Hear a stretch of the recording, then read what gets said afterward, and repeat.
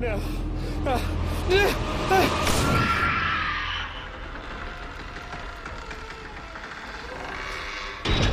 Welcome to the My Haunt Life podcast. Hello, welcome to episode 15, part 2 of the My Haunt Life podcast. I'm Russell. And I'm Mike. This is part of a two-parter because we ended up talking during part 1 mainly about tension experience. We also have done other things recently, and we want to cover a couple of them. First up, Brave the Dark at Zombie Joe's. This was a 3-week run of an experimental show at Zombie Joe's Underground Theater, and Mike, you saw it first because I was working one night when you went. Right. What was your first impression? I was blown away. I walked out of that theater with the hugest smile on my face, thinking I was in the middle of October. It was experimental immersive theater, but the way it came off like a haunted house maze. And it was so exciting. It was so thrilling. I hadn't been that excited about something in a really long time. I was so excited that I went home and I wrote a review that same night about it and posted it because I was that excited. And I think as soon as I walked out, I texted you. It was like, yes, you need to go to this right now. Yeah. I could tell from your text that you were giggling. Yeah. From your text. I could tell the tone was giggling. And that doesn't happen often. No, it does not.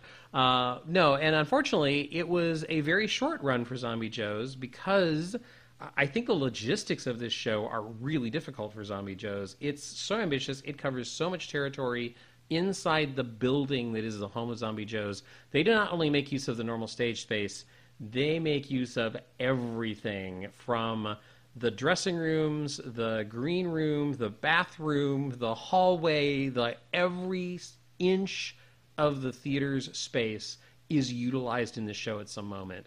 You are on your feet, you're moving through the darkness. It is such a shame that this was only a 3-week run. We're covering this at the end of the run, so we can't tell people to go.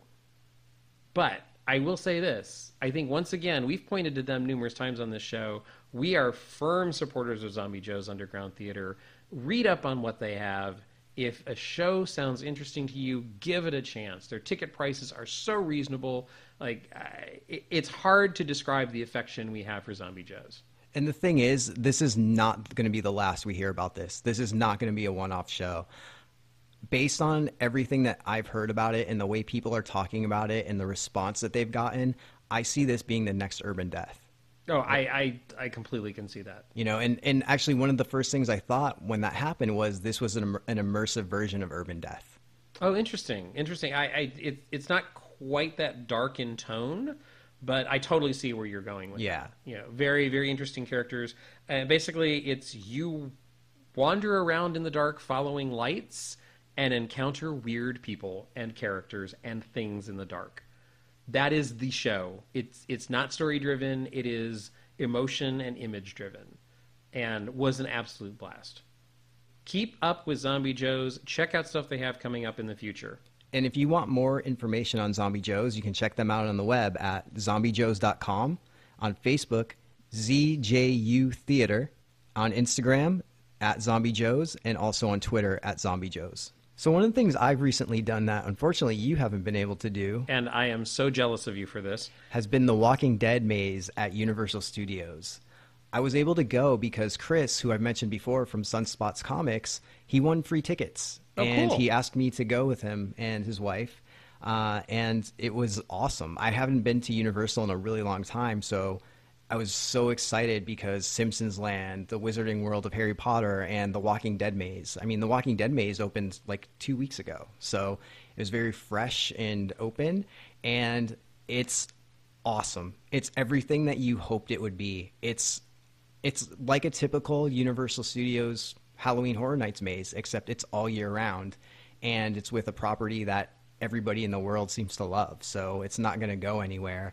But there were jump scares, there were zombies, obviously it's The Walking Dead. I mean, there were good guys fighting zombies, and it's everything that you would think you would see in a Walking Dead maze. Oh, that's awesome. Yeah, and like I said, it's all year round. So when October comes and goes and you need a fix, you can go to Universal Studios and go through it, because it's awesome and it's fun and it's creepy and it's scary and it's just awesome. Well, for the last few years, I know at Halloween Horror Nights, Universal has featured Walking Dead mazes, and they've been quite good. Yeah. They've really been fun and interactive, like really enjoyable. So I was excited when they announced this, and I'm so glad that you had a positive experience. And one thing, I think what we should do is, when we post this podcast, there's a great little YouTube video, which is a behind-the-scenes intro to this attraction at Universal, and we should link to that. And one thing I want to point out, too, is the makeup. This is an everyday thing. It's not like Horror Nights where it's only on Thursday, Friday, Saturday, Sunday or something like that. And the makeup is so well done. It looks like they are masks, but they're not masks. Like, they're not the typical kind of mask, but they're also not prosthetics. There might be a mix of both. I couldn't really tell. But whatever they're using, they look legit. Like, they look, I guess, like a real zombie, even though I've never seen a real zombie to compare it to. But they don't look cheap and crappy and fake, if that makes sense. That's awesome. Yeah. I'm hoping to, later this summer, make a trip to Universal in a few weekends, and I really, really am looking forward to doing this. Yeah, you're going to love it. Cool. I went through it probably like 3 times. Oh, really? Yeah. Excellent.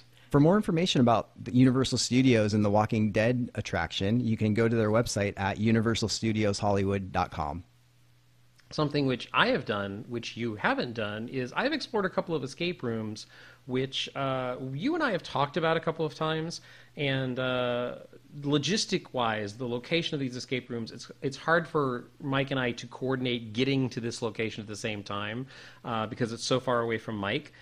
Just so happened that a friend of mine was going to these escape rooms, and I went with a buddy and checked them out recently. They are Amazing Escape Room in Northridge, California. And they have a few rooms there. We did 2 of them. We did something called the Red Dragon Escape Room, and we also did something called the Corporation X Escape Room. Now, it's interesting, Mike, because we have talked about numerous times when we talk about escape rooms, the level of difficulty. Right. Because there are certain escape rooms where I would not send someone who had never done an escape room or had only done 1 or 2, because some of them get the puzzles get very arduous and taxing, and some of them are more fun than others.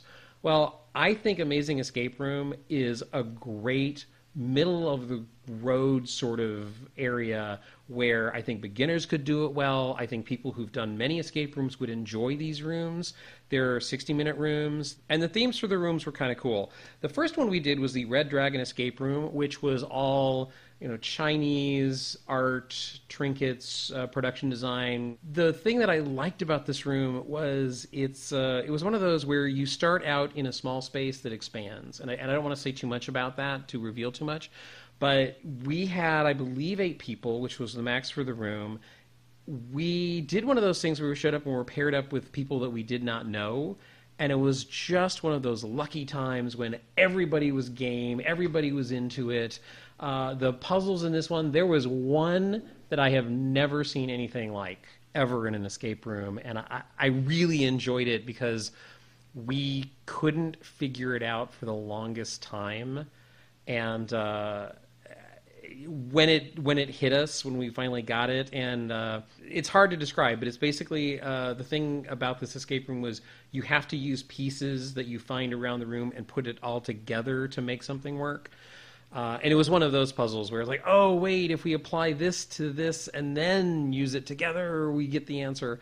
Lots of interesting spaces. We had a lot of fun. And also, this was one of those rooms, Mike, and you know that I like this, lots of physicality to it, of moving stuff through mazes, of like... again, I don't want to say too much, but you do have to like do a little crawling to explore nooks and crannies, and again, this is also one of those rooms where lots of different sorts of puzzles and games to play. And some of them are very word-oriented. Some of them are literally game-oriented. You find game pieces in the room, and when we were at the very, very, very end of the room, one of the things I loved, and I can't reveal too much, but we received a clue early on that it was one of those things where we thought we had used everything and we couldn't find the answer to this one. We basically needed a 5-letter word. And I started looking through everything that we used so far, and it was one of those moments where, Mike, it was actually sort of a cryptogram thing, and I got it. Yeah. I figured it out. And I couldn't believe that nobody else had figured it out. I was looking at this, and I literally stopped and went, guys, did anyone else notice this, that there's a 5-letter word hidden on this sheet of paper? And they're like, oh, wait, 5-letter word. Oh, wait, that we need that over here. And but it was literally like one of the first things you find is used in one of the last puzzles that you... So it like the whole room ties together really nicely. And there is lots of stuff to discover and unlock and discover and then put together and then discover something else. Really like the Red Dragon escape room. Now, here's the thing. We had about 8 people. We actually got out of the room with around 16 minutes left. And we had this conversation afterwards of, was the room hard enough? And I think it is. Even though we had 8 people, we were 8 people who were escape room people. We tackled everything like immediately.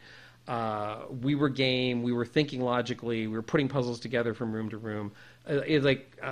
So I think it is difficult enough. A couple of people were disappointed that we escaped so fast. I don't think that's a problem with the room. I really don't. I would recommend the room, definitely. And like I said, I think a strength of Amazing Escape Room in Northridge is, I think if you've done very few escape rooms, these would be fun. If you've done many escape rooms, I think you'd still have a good time because of the variety of puzzles inside the rooms. The other room we did is called the Corporation X Escape Room. Now, this had a slightly higher escape rate than the Red Dragon room. It was considered just a hair easier, probably. This was a room that we escaped with 20 minutes left on the clock. Wow. Are they both 60-minute games? Yeah. And here's the thing about the Corporation X room. I think we had too many people in the room because we had a full set of 8. It was one of those rooms, and Mike, you've said this about escape rooms in the past. I think on the last podcast that we talked about escape rooms, you mentioned escape room where you kind of felt like there was too many people, and so you felt left out. I think we kind of ran into that in this room. And I don't want to give too much away, but it's a fairly small room with 8 people in it. So there was a lot of, like, you couldn't see clearly. You couldn't see the puzzles because of all the people in the room, but still, I'd recommend this room. I just think it would be better with maybe 6 or 4 people. I think it would be more challenging, and I think it would be more efficient in solving some of the puzzles. Too many voices in the room, maybe. That's the way it struck me. Still a fun room, and there's some nice discoveries along the way. And again, hats off to Amazing Escape Room for this. There is a physical thing in the Corporation X room that I have never quite seen before that involves, let me just say it involves liquid, which it really took me by surprise. And it took us a little while to figure out how it was supposed to function and what we were supposed to do. We just suddenly realized that we had an access code to something, and we just looked at it and went, I have no idea what we're supposed to be doing. It took some experimentation to actually figure out what the puzzle in the end game was. But it revealed something which helped us finally get out of the room. And also, I gotta say, like, Mike, you and I play this way, but there is, because it's a corporation, and supposedly you are test subjects, is sort of the plot behind this room. And so at one point you do have to open a door, and you think it's going to lead to something, and what it leads to is lab coats. So immediately we're all searching the lab coats, we're searching the pockets, we're looking for stuff. And it was one of those moments where I turned around and someone in the room said, well, you know what this means. We have to wear the lab coats. And every one of us put on a lab coat, and we played the rest of the game with the lab coats on. That's awesome. And literally the hosts of the game came later and said, it makes us so happy when people put the lab coats on. Because we were having a good time. It was a fun room. I just think that for my taste, there was too many people in the room at 8. But it's a blast, and it's really fun. And the thing is, that many people in the room, we escaped really, really fast. So, but again, my recommendation is check these guys out. If you enjoy escape rooms, they're fun. Definitely recommend them. And I'm going to give a little... This is just a funny side note. Obviously, if you go to an escape room and you get thrown in with strangers, you're going to have different personalities in the room. There was one gentleman in this room that we sort of discussed after we escaped and we were heading home. I think what happened was we all noticed that he had gone to the parking lot before the escape room. We think he self-medicated because during the entire escape room, he was so calm. He was so unfazed by everything that happened in the room. And everyone else was running around like prying things and looking at things and lifting things, and he just basically sat in the corner and was like, "You all just go on and have a good time. I'll just be over here in the corner watching stuff." It was really humorous having a person in the room who was just enjoying us, I think, more than enjoying the escape room experience. It was very humorous, but definitely I want to go back and try a couple of their other rooms. They do have other rooms available. Based on these experiences, I'd recommend these guys to anyone who really enjoys escape rooms. It's just I don't think they're going to be the most difficult ones you ever do, but the fun factor is definitely there, so definitely enjoyable. And I want to give a quick shout out to our hostess and hosts on the nights that we did the escape rooms. Marissa, Andy, and John. They were great. They were playful and fun, and they were obviously enjoying the fact that we were enjoying ourselves. So definitely thanks for all the help, guys. And if you'd like more information on Amazing Escape Room Northridge, California, check out amazingescaperoom.com or look them up on Facebook at Amazing Escape Room LA.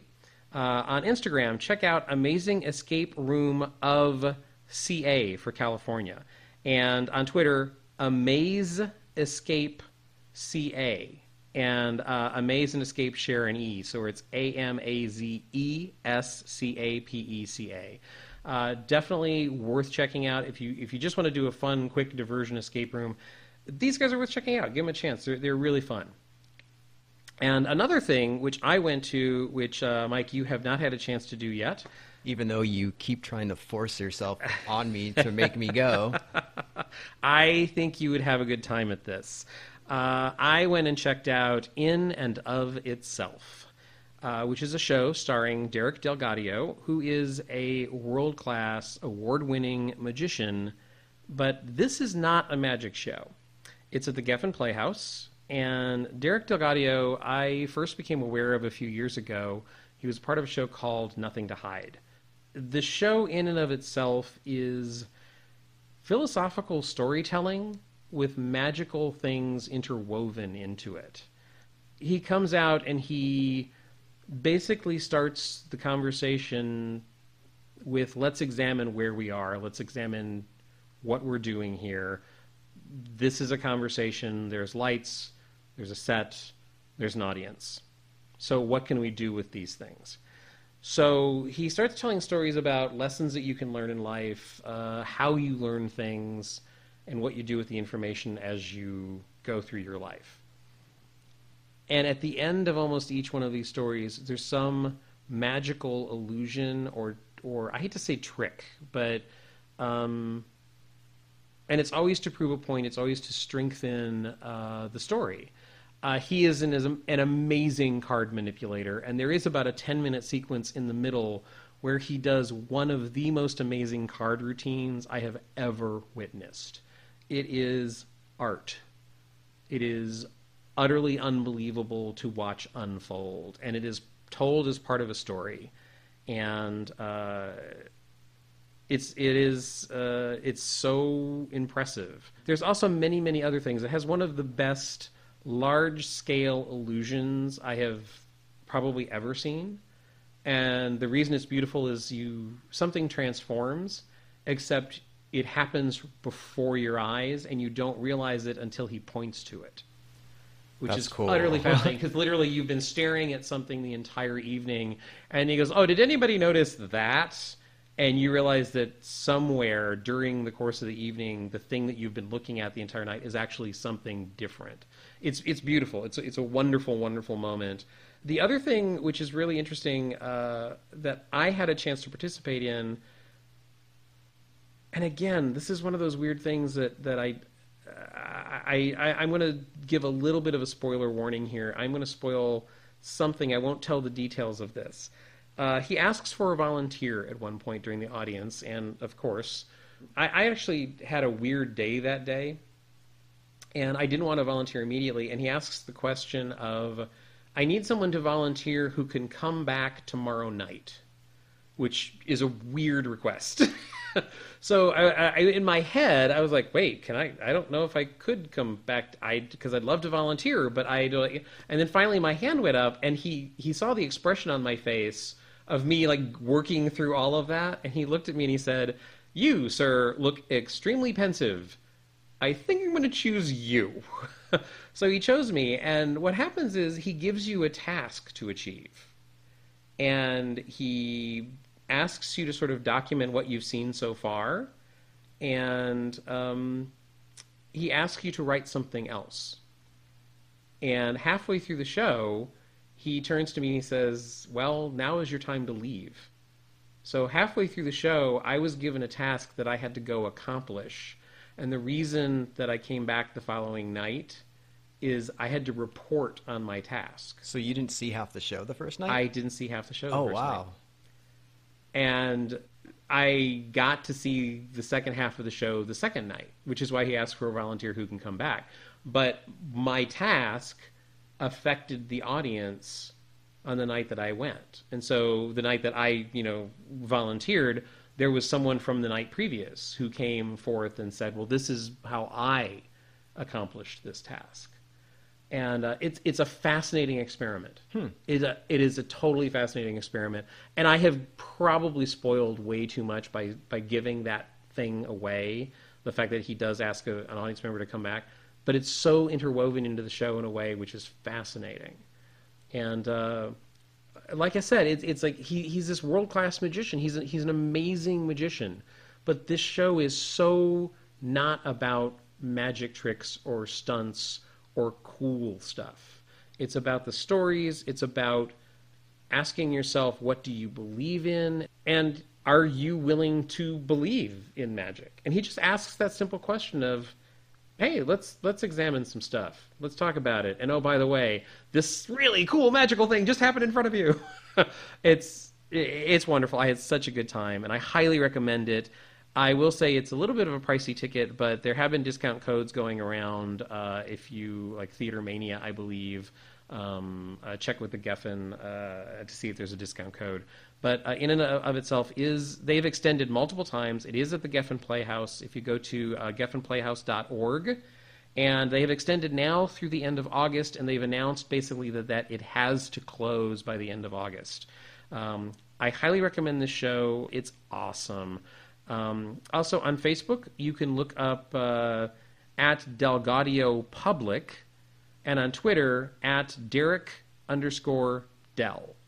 At Instagram, he seems to be very inactive on Instagram, but what people do is people who hashtag stuff about him, hashtag Derek Delgaudio.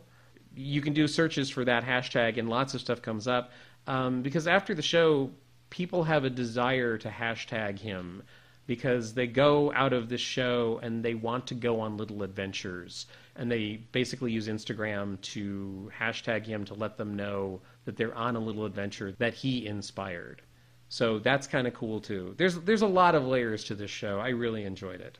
For tickets to the show, you can go to the geffenplayhouse.org, which I mentioned, or also check out his individual website, which is derekdelgaudio.com. Delgaudio is DELGAUDIO. DerekDelgaudio.com is his main website. Highly recommend you check him out. He's a fascinating, fascinating performer. So, Russell, you recently saw a movie, right? Actually, I saw a movie for the second time. If you've heard Mike and I talk about haunts in the past, you have heard us reference something called Freakling Bros Trilogy of Terror in Las Vegas and The Victim Experience in Las Vegas. one of the key people behind those experiences, JT Mollner, who is also a very talented writer-director. Now, JT has directed his first feature film. It is called Outlaws and Angels. I was lucky enough to see this when it was accepted into Sundance earlier this year. I was at Sundance because the documentary, which I have a part in called The Blackout Experiments, was also accepted into Sundance. So I was able to see Outlaws and Angels earlier this year. Recently, it's has been playing in theaters, and I went to the opening night Q&A in Beverly Hills, which was awesome to see the film again. It's an extremely dark, disturbing Western. I think a lot of people who go into this aren't quite prepared for what happens. JT created a film that explores very, very dark sexual themes in what feels like a traditional Western vibe, but there's so much more going on. The sexual politics in the story are astounding, and the twists and turns that the story takes are really disturbing in many ways. We wanted to point to it because, JT is a creative guy that we respect a great deal. He's an inspiration. He has always encouraged me personally to explore and create myself. This is one of those times when we're pointing towards someone who is an inspiration to us and saying, hey, go check out his stuff. This is a case of the good guys winning, I guess, is kind of how I feel about it. You have not had a chance to see the film yet, I believe. I haven't, not yet. I need to. It is available on iTunes, by the way, and look for it on other venues where you can download. So because I haven't seen it, I have a question for you. Sure. Knowing JT, knowing he is the sick individual that created the victim experience, which we both survived twice, and the only two people to ever go through twice successfully. Just saying. Need to throw that out anytime I can. And he's the creator of Gates of Hell, which was the first R-rated haunt in Vegas. Can you see his haunt influences in this film? Because you said it's so dark. Can you see all of these things being created by the same mind? That comes from his haunting, or that comes from this or that. I can't say that it comes from his haunting. I can't make that connection directly, but what I can say is the material is so disturbing in places. And I really don't want to spoil it, because it's all about the inner workings and politics within a family that gets suddenly thrust into the situation with some outlaws. So everybody has an agenda. Everybody is fearful of each other. So that aspect, the fact that what do people do when they're scared? What do people fight against? What do people react? What do people fight back against when they're cornered? I think that aspect you can possibly relate to JT's haunt experience. Sounds like Victim. So, but you can't say, oh, well, obviously this is directed by someone who is a haunt creative genius. It's like you can't say that, but you can see where the dark tone of it is definitely we've witnessed this dark tone before. So, but yeah, it's like I highly recommend it. It's a really disturbing film. It's a hard R in my opinion. So just because of the subject matter, not because of the nudity and violence, even though there certainly is some shocking violence in it. Yeah, he does not pull punches. I'm in. Cool. If you want more information on JT Mollner's film, Outlaws and Angels, go to noremake.com or look up on Facebook at NoRemake, on Twitter at NoRemakePicture. The Instagram that they have for No Remake Pictures is basically inactive, but if you do the hashtag of Outlaws and Angels, it brings up tons of stuff, tons of posters and images from the film and of the cast. Definitely worth checking this out if you like dark material. If you're a horror fan, this is not a horror film, but you'll see some horrific themes played out for sure. Definitely give this one a chance, but you've been forewarned. It goes darker than you think you might have ever seen before in a Western. And also, we mentioned that JT is behind this and also behind Freakling Brothers and Victim Experience. We do have some sad news. Well, kind of sad, I guess, but not really. Victim Experience is taking this haunt season off. So there will be no victim experience for 2016. They will return in 2017 with apparently another new scene. Thanks a lot, Warren. Appreciate it. Love you. So if you are planning to do victim experience after hearing the podcast, you're going to have to wait another year, unfortunately. But Freakling Brothers will still have the Gates of Hell and the other two mazes. So if you wanted that extreme action, you can go through Gates of Hell. We're definitely going to be going again this year just because everything they do in their mazes is amazing, and you need to check them out. They're so good.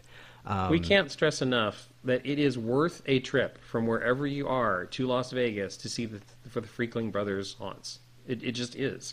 Yeah.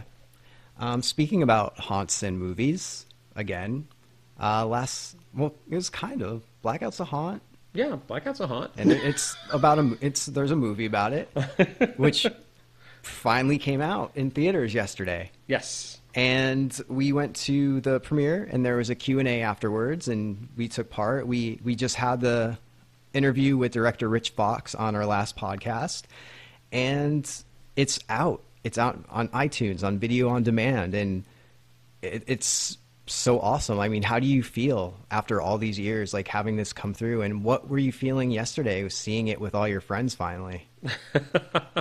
What did I tell you I was feeling yesterday? I wasn't listening because I figured it was something emotional. Yeah, I was a bit distracted at work all day long. I was at work for the first half of the day, just totally distracted, and starting to see some new reviews. The film seems to get mixed reviews, which I think is understandable because of the subject matter.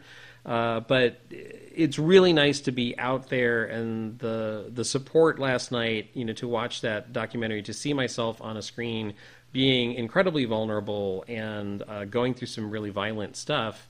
The fact that I was in a room full of friendly faces meant a lot to me, even though I've seen the movie on screen a couple of times at film festivals. I don't know. It just today, Mike, that I received a message from someone, a listener of this podcast, Lucas.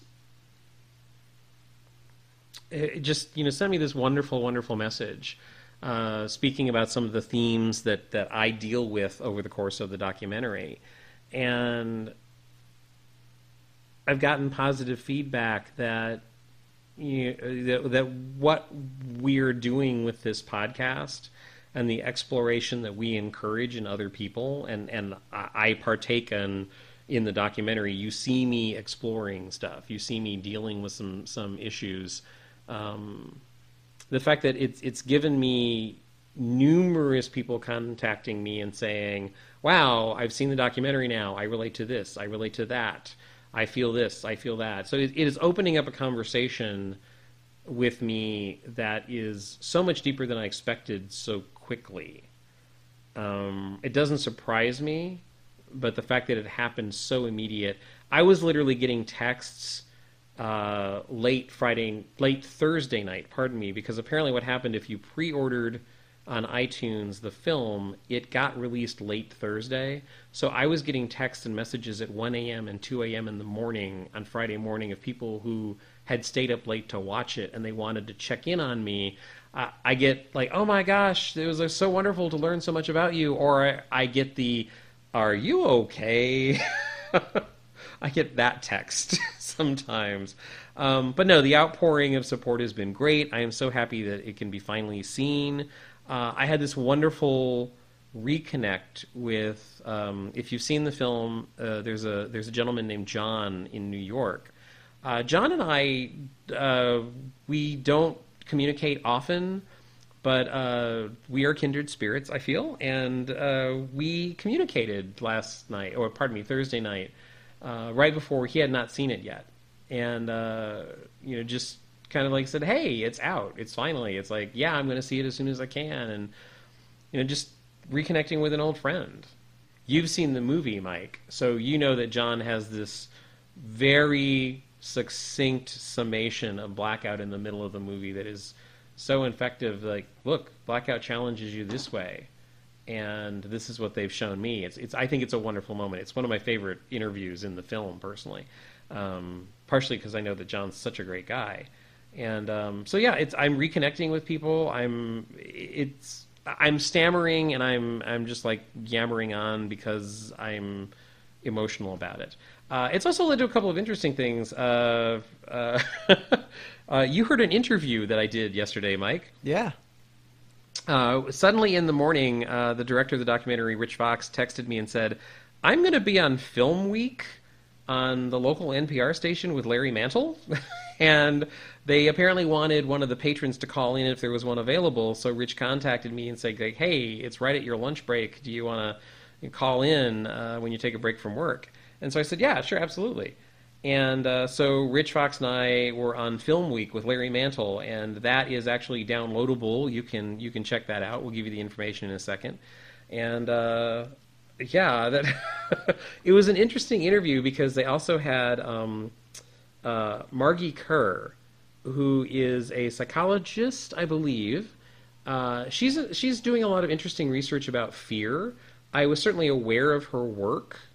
And I had this awkward moment because when he said her name, I didn't quite hear the name, and I didn't realize that that's who they had on. But I'm aware of her work already, and I have read some of her stuff. She's written a book called Scream, which studies fear and people's reactions to fear. So it was really interesting because they had her perspective of why someone might search out an immersive experience, and then Larry Mantle would, go to me and say, "What do you feel about what she just said?" Rich Fox weighed in about, the reoccurrence of patrons who want to go back over and over again. It's a nice little interview. It's only about like 15 minutes long, I believe. But yeah, it came out very well. I was actually really kind of surprised at we covered a lot of territory in that short span of time. Yeah, it was a good interview. Well, thanks. You're welcome. At this point, are you glad it's out and it's basically over? Like the wait is over? Yes, I am glad it's out. Because to be totally honest, I have been keeping some secrets, as you know, for the sake of the documentary. Right. There's sort of a surprise at one point near the end of the film, which I didn't want anyone to know. And so I've been holding on to that. And just privately between me and a few other people, I've wanted to not reveal details of certain things that happened inside the film. So now I'm glad it's out there and I don't have to like keep a false wall up. Understandable. Well, yeah, there were certain things I didn't want you to know. I didn't want you to know the timeline of when I had done certain things. I joked on some earlier podcast when we were talking about Blackout, I joked with you that, there were a few times in the middle of the documentary where I would show up and you'd ask me, like, "Why are you being so weird tonight?" And it's because literally I had just done something very borderline traumatic for the documentary the night before, and I had to show up but I was kind of sworn to secrecy of what was going on. And I had like, "Oh, I'm normal, really. Trust me, I'm normal." But yeah, I'm glad it's out there. I'm glad, and I'm glad that people seem to be inquisitive and respectful of it, which I had a little bit of concern over. Look, I can't control what people think. You and I have talked a little bit about in the past on one of the podcasts of people judge us for this. Oh, yeah. Like, especially something even more extreme than Blackout, people judge us for the victim experience. People really think we are sick and twisted. Yeah, in the bad way. Yeah, in a bad way. And they will judge you for being willing to explore and push yourself. And, it's like, I find it as a positive thing. I think you find it as a positive thing. That's why we go back. But, and Blackout is not as extreme as that, but people look at Blackout, and I think mainly because it's some of the sexual material in the film, they really think it's something deviant. They think it's something exploitative. And I've had to face those questions sometimes. Actually, I had to face that question on National Public Radio with Larry Mantle. They sort of went there, and I basically said, no, it's not about being submissive or being victimized. If I were feeling like a victim, I wouldn't be going back. Right. I think last night was the second time you've seen the film. Mm-hmm. How did you feel watching it with an audience? Because you didn't watch it with an audience before. No, I mean, I didn't feel any different. It was funny. I said in the interview that we had with Rich that at certain parts, I found it almost a comedy just because I know you so well and I know how you are. And I know because I've been through similar scenes and whatnot. And watching it with you sitting right next to you in those same scenes. I don't know if you heard me cracking up, but Oh, I noticed you smiling and laughing. yeah, but I mean, again, it's out of love and it's out of like, it's Russell. It's Russell out there is making his haunt noises. Like, this is amazing. Like, Yes. everybody can see that now, you know? And it's just like, I was super proud, like of you. And it's like, wow, that's my friend on screen in this movie that's playing in a theater. Like, that's awesome. You know, it's like, I felt proud for Rich and Chris for it finally happening. I felt proud for Josh and the other Chris for, you know, creating something. And, you know, that I think that's something that Chris Curry said that needs to be said more, is that Blackout is ground zero for extreme haunts. And because of them, every other extreme haunt has them to thank for it, you know? And I think that's important. And they get that recognition, you know, even if they may not want it, but it's because of them that we're into all this stuff. It's because of them that all these other people are into it. And now, because of this documentary, it's going to open more opportunities for other people, because they're going to see this and get inspired and create their own things. And, you know, the cycle continues. I said it in the Q&A that, you know, the one thing, you know, my explorations and my working in the haunt community now, with the haunts that I've helped create in the last 3 years, you know, Blackout is not responsible for that, but where they are connected is the inspiration that I felt after going through Blackout the first time. It was this electrical charge of creative inspiration for me.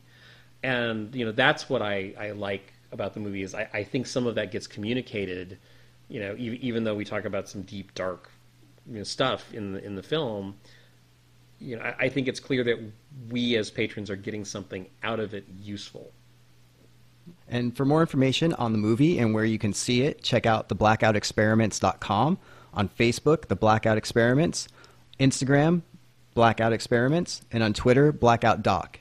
And for the Film Week interview, go to npr.org podcasts and search for Film Week. And the interview with Rich Fox and myself is on the July 22nd episode.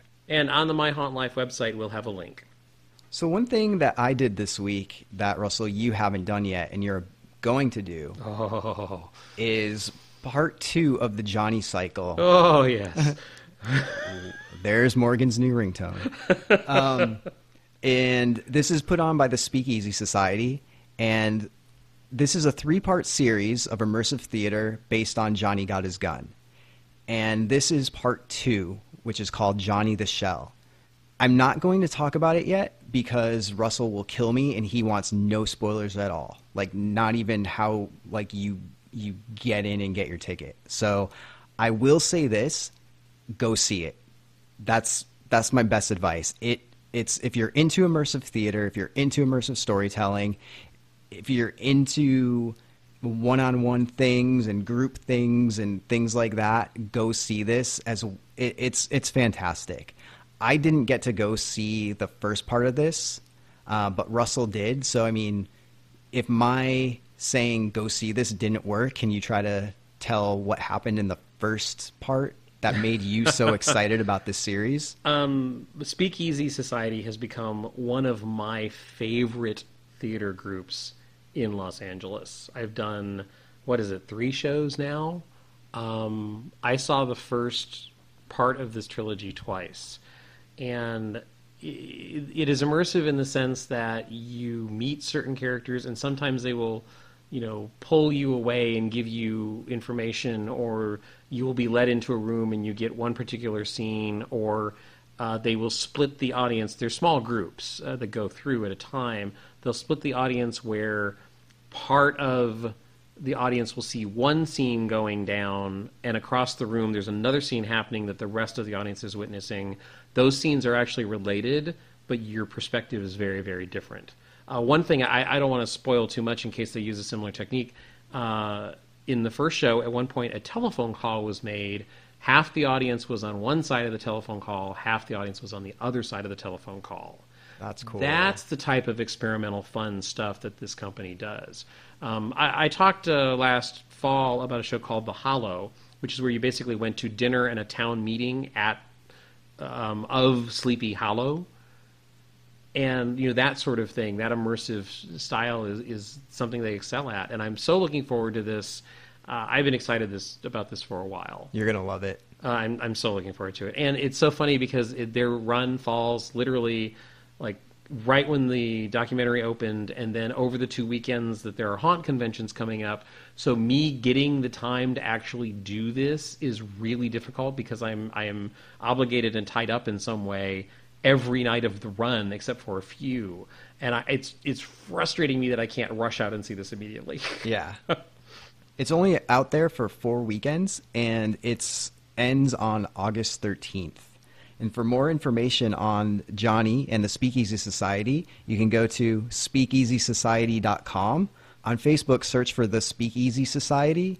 On Instagram, the Speakeasy SOC. And on Twitter, the Speakeasy SOC. And now just a couple of mentions that we wanted to put out there. We posted on the site about something called the Sixth Order. We still have no idea what it is, but it's dark and it's creepy, and they talk about witches, and they say something's going to happen in the last weekend of October. So I'm in. And really, really curious. yeah, if you go to their website, it's really creepy, and this is the first couple lines of what it says on the website. The Sixth Order is one of the last remaining covens of Sorganok. We are faceless and nameless without form. We embrace the beauty in the darkness. We seek the shadows and discover our true selves within the obscurity. I mean, that's awesome. Darkness and obscurity, okay. And covens, so there's going to be witches and probably devil worshipping and stuff like that. So, awesome. Sure. So for more information, well, actually for no more information than what I basically just gave you, because there really isn't much, you can go to the6order.com and sign up on their mailing list, or on Facebook, The Sixth Order. Another thing I wanted to mention is we've talked recently about the Book of Phi and how Dawson won. And they have all these puzzles, and it's free, and you can win money for solving things. I recently found out that it's called the Book of Phi. We've been saying it wrong this whole time. Really? Yeah. So it's the Book of Phi, and that's Phi. And I found that out because they posted a couple videos. They posted a walkthrough on how you got the keyword for the first puzzle and things like that. And it seems they're really ramping things up. There's daily posts on Twitter and Instagram. Twitter has clues from the story, whereas Instagram has clues based on the images. So they're splitting it up. And then on Facebook, they're adding things. They added another page for us to test theories out and talk about other people that are also nerding out about this stuff. So it's really cool, and they're really pushing it at this point. They're on the Geology chapter right now, and as of this recording, there is still one clue left that needs to be solved before we can open the book and make a guess at the keyword. When you make the guess on the keyword, that's where you can win $777 plus. I think this one is over $100 also. So keep an eye out. Check them out on the web at bookofphi.com. And once again, V is PHI. On Facebook, The Book of Phi. On Instagram, Book of Phi. And on Twitter, The Book of Phi. Another thing that's happening in the next few weeks, August 6th, the Oman House is having another ghost investigation. Now, a couple years ago, Russell and I and Debbie went to the Oman House. If you don't know what the Oman House is, the Oman House sits on Cielo Drive. Cielo Drive is the scene of the Sharon Tate murders that the Manson family committed back in the 60s. And David Oman's house is haunted, and he believes that Sharon Tate's ghost is there and things like that. When I was there, I had an experience. I had a butcher block spin off a TV in a pitch black room that I was in, and it freaked me out. And basically looked like it was being thrown at you. Come on. Yeah. And you can find that on YouTube. Just search Oman House Butcher Block, and you'll see me poop my pants and run out of the room. So it's really cool that this very haunted place allows people to come in and investigate. It's about $100. You do have to buy a ticket, But amateur people can go here, and it's awesome because we don't have connections like Ghost Adventures or any of those ghost hunting shows. You know what I mean? So the fact that us common folk can investigate one of these haunted locations that people like that TV shows have looked into and things like that is really, really cool. So if you're into ghost hunting, if you're into the paranormal, you should definitely come and check it out. That was the I don't know if you remember this, but that was I didn't have anything nearly as exciting as you, but there were 2 rooms in that house that every time I walked into the 2 rooms, I got physically ill. Yeah. And they actually kind of warned you, like some people who are sensitive, and they named the room later, and it was like I started getting a really bad headache, and they were like, oh, that room, yeah, that's one of those areas. Yeah. So yeah, and I was standing outside the door when the butcher block thing happened, and I don't know if you remember this, but I thought you had tripped and fallen, because I heard the butcher block hit the floor. Yeah. And I literally, you came out of that space, and I thought you had tripped and fallen, because there was a step up into that room. And I thought, you were just being a klutz. And then when I saw the video, it was like, holy crap. Yeah. So, yeah, I heard it happen, and when we saw the video, it was quite impressive. Yeah, so it's happening the same Saturday as Scare LA. So if you are into Halloween and being scared, you can hit Scare LA up in the daytime and then go to this at night. I believe it's from 8 to 3 in the morning. So you will have 7 hours of ghost hunting adventuring, and it's going to be fun. And speaking of Scare LA and Halloween conventions, this weekend is Midsummer Scream, and the following weekend is Scare LA. So there's 2 Halloween conventions in a row. We've mentioned this before. We're just mentioning it again because it's happening now. When this podcast comes out, it's this weekend, and it's going to be so much fun. So if you see us there, say hello. If you hear us talking and you're like, hey, I recognize that voice from a podcast, say, hey, are you Mike or Russell from My Haunt Life? It won't be weird, I swear. But yeah, so we'll be there. It's going to be awesome. It's going to be fun. I'm super excited. If you want more info on both of those, go to midsummerscream.org. On Facebook, Midsummer Scream. On Instagram, Midsummer Scream. And Twitter, Midsummer Scream. And then the week after Midsummer Scream is Scare LA. And you can get more information on that at scarela.com. On Facebook, Scare LA Con. On Instagram, Scare Los Angeles, and on Twitter, Scare Los Angeles. That about wraps it up. But one thing I want to mention, recently, Mike, you know that I bought a birthday present for a friend of ours. Yes. Deb. And I want to point to something because they're going to be at both Midsummer Scream and Scare LA. They are intending to be at both places. It's a small business called Halloween Psycho. If you look them up on Instagram, if you look up Halloween Psycho, you'll find them with pictures of creepy stuff. They make trays, like drink trays, furniture, small bookcases, key holders. It's just but if you're a horror fan, there's some really fun stuff that I've seen on their Instagram page, and they are planning on being at those haunt conventions. I did buy a gift recently from them, and I was so happy with the quality that I actually went back and bought the same thing for myself, basically. It's a small drink tray with lots of creepy spiderwebs and stuff on it. Yeah, but what shape is it in? So it's in the shape of a coffin, of course. That's the most important thing that you haven't mentioned at all. It's a coffin-shaped all of these drink bookcases and keychains or key holders, they're all coffin-shaped. Yes. You forgot to mention that. Yeah, I guess that is kind of key for why I'm bringing them up. I dealt with Gina. She's super helpful, super awesome.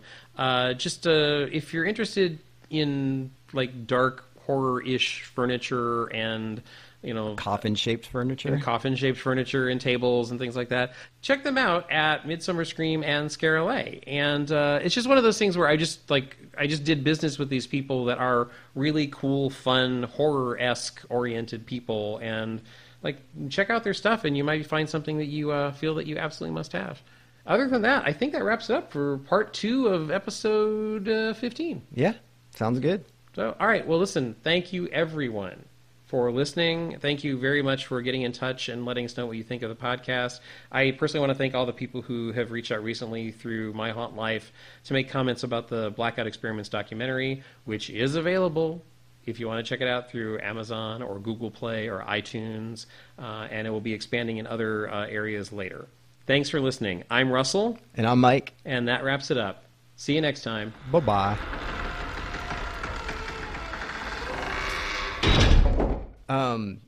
Okay. A little more enthusiasm? Okay. All right.